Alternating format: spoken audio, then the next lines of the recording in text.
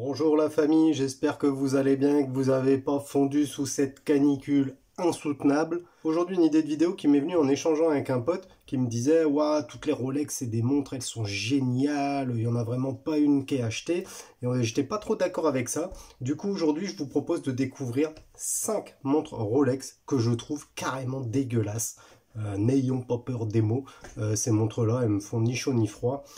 Bon, sauf une peut-être, vous verrez. Mais pour moi, ce sont 5 montres Rolex qui dépareillent parmi une large collection où la majorité des modèles sont réussis. Allez, on enchaîne. Alors tout d'abord, la première montre Rolex qui moi ne me plaît pas du tout et que je trouve dégueulasse, c'est la Rolex Yachtmaster 2. Alors c'est une montre qui se veut être sportive, dédiée à un univers maritime que je ne connais pas puisque je fais pas du tout de voile ou de bateau, de choses comme ça. Mais il y a plein de choses qui me gênent sur cette montre. Alors tout d'abord, la Yachtmaster 2, c'est probablement la plus grosse montre que Rolex a fait en termes de diamètre, puisque je crois qu'elle fait 44 mm de diamètre. On est donc sur une très très grosse montre, en tout cas pour Rolex. Et du coup, ça c'est déjà le premier point qui me gêne. Ensuite, cette montre, elle a la lunette typique des Yachtmaster, lunette en relief, lunettes que j'adore, hein, par exemple sur ma Yachtmaster bleue que je vous ai déjà présenté sur la chaîne, allez voir la vidéo si c'est pas fait à la famille. J'adore cette lunette, je trouve que ça lui donne du charme. Par contre, il y a un truc que j'aime pas, c'est sur la Yachtmaster, ils ont écrit en gros Yachtmaster 2. Je comprends pas pourquoi. Quand Ferrari sort une voiture, ils mettent pas un gros autocollant en bas Ferrari. C'est complètement con. Il n'y a que les gars qui ont des Porsche et qui regrettent de ne pas avoir assez de caillasse pour s'acheter une Ferrari qui font ça. C'est complètement con. Les gens savent que c'est une Ferrari. Donc voilà, là déjà, premier truc, je trouve ça un peu con d'avoir écrit en gros Yachtmaster 2, ça gâche un peu. Ensuite, le cadran. Ce cadran, c'est un cadran assez chargé. Rolex ne nous habitue pas à ce genre de gros cadran avec beaucoup d'inscriptions. Et bon, chez moi, ça ne matche pas. Je trouve que c'est assez difficile à lire. Autant j'aime bien les montres chargées sur de la Breitling, par exemple. Sur de la Rolex, je suis moins fan. Enfin, le dernier point que j'aime pas du tout, c'est les différentes coloris qui sont proposés, à savoir la plupart sont sur métaux précieux, dont certains modèles en full gold. Et je trouve que c'est clairement too much, quoi. C'est hey Robert, est-ce que t'as la plus grosse? Voilà, quoi, ça fait un peu ça. Non, c'est juste pas possible. Donc pour moi, la Yachtmaster 2, c'est la première faute de goût de Rolex. Et d'ailleurs, je pense que je suis pas le seul à penser ça, puisque c'est une montre que l'on voit très très rarement en photo. N'hésitez pas à mettre en commentaire ce que vous pensez de ce modèle, la famille. Le deuxième type de montre Rolex que je n'aime mais pas du tout, c'est les Skeleton et les concepts.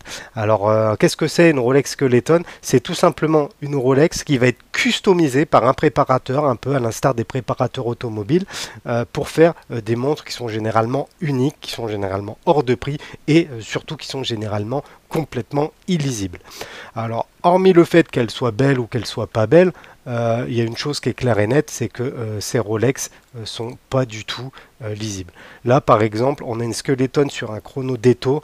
Alors le chrono Detto à la base c'est déjà pas le plus lisible des chronographes, mais alors là c'est simple, je vois même pas les aiguilles sur ce cadran. Je vais zoomer pour vous montrer. Regardez, les aiguilles, elles sont noyées dans le squelettage, dans le cadran, et du coup, elles sont juste pas lisibles. Donc avoir une montre sur laquelle on n'arrive pas à voir à l'heure, non, désolé, pour moi, très peu. Alors, plusieurs modèles Rolex sont squelettés, hein, évidemment. Il y a la Detto que je viens de vous montrer. On retrouve aussi sur de la Sub, on retrouve sur de la GMT Master 2 et sûrement d'autres modèles. Bon, moi, je vois pas l'intérêt. Je vais vous dire honnêtement, quand on a un de ces Graal, qu'on est sur une montre qui n'a plus rien à prouver à personne, je ne vois pas l'intérêt de faire ça sur une Rolex. Je comprends bien qu'il y a beaucoup de travail derrière, hein, que c'est du travail très minutieux, très compliqué, qui a demandé sûrement beaucoup de phases de recherche, beaucoup de prototypage, de maquettage, avant de passer à la conception, à la modification de la montre de base. Mais je vois pas l'intérêt d'aller saloper une montre qui est parfaitement lisible et parfaite en tout point pour aller avoir un résultat qui est juste pas exploitable ni utilisable. Alors une autre montre avec laquelle j'ai beaucoup de mal, c'est tout simplement la Submariner dans sa déclinaison Gold cadran bleu. Alors, avant que je me fasse insulter, je vais tout de suite être clair avec vous. Cette montre, elle est très belle, mais elle est très belle au poignet. sur le papier, je trouve que cette montre, c'est le summum de la beaufitude de l'horlogerie. C'est-à-dire c'est très clinquant, c'est du full gold, de la céramique histoire que ça brille, un cadran sunburst, pareil pour que ça brille. Non, c'est pas possible. Franchement, tout le monde peut pas s'appeler Tony Soprano. C'est très compliqué à porter ce genre de montre. Et si on met de côté l'aspect prix à cause du full gold, cette montre c'est ni plus ni moins qu'une sub finalement. Alors je dis sur le papier, elle a toute de la Bof Watch. Par contre, une fois au poignet, moi j'ai pu l'essayer en biton sur un bracelet biton. Et il faut reconnaître quand même que l'alliance du bleu et du gold, c'est quelque chose qui est très joli sur une peau légèrement bronzée. Et du coup, je suis assez mitigé par rapport à cette montre. Je me verrais bien la porter l'été, mais je me verrais pas la porter tous les jours quotidiennement. Je pense que c'est assez difficile. Alors je sais que il y en a beaucoup qui aiment ce côté matu vu, très clinquant. Moi, c'est pas trop mon kiff, surtout en ce moment, quand on voit les différentes agressions qu'il y a un peu partout à Nice, à Paris, à Cannes, à Saint-Tropez. Ça devient la folie. Donc s'afficher avec une montre comme ça, vu la période de crise actuelle, je suis pas sûr que ce soit une super idée. Alors une autre Rolex avec laquelle j'ai beaucoup de mal, c'est la Daytona Gold Green. Donc c'est une montre qui est hyper convoitée, hyper recherchée, et c'est vrai qu'en photo elle est juste belle. Mais non, il y a un truc qui va pas. Encore une fois, je trouve que c'est too much.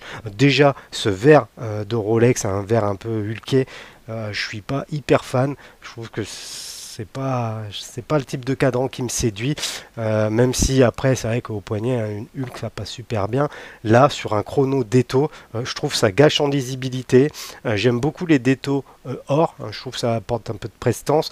Par contre, le full gold avec le bracelet gold, encore une fois, c'est peut-être too much.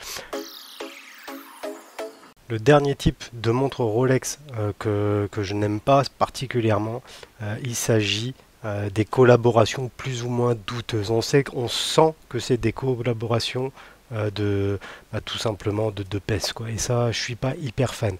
Un des modèles les pires que j'ai vu chez Rolex, et pour moi c'est la plus moche de toutes les Rolex que j'ai pu voir, c'est cette Rolex Milgauss Karl Lagerfeld.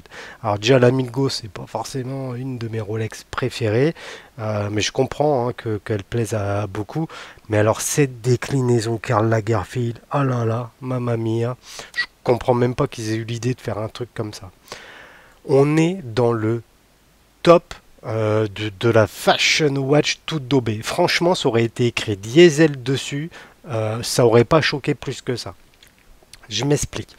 Tout d'abord, sur le cadran, on retrouve en gros Karl Lagerfeld. Bon, c'est une collab, c'est signé, je comprends, pourquoi pas, ça pourrait passer. Mais là, c'est beaucoup trop gros. Ensuite, l'index à 7 heures, où on retrouve le portrait de Karl Lagerfeld. Oh là là, juste ça, je vois même pas comment un truc comme ça pourrait être portable. Ou même par Lagerfeld lui-même quand il était vivant, je suis même pas sûr qu'il l'ait porté un jour cette montre-là.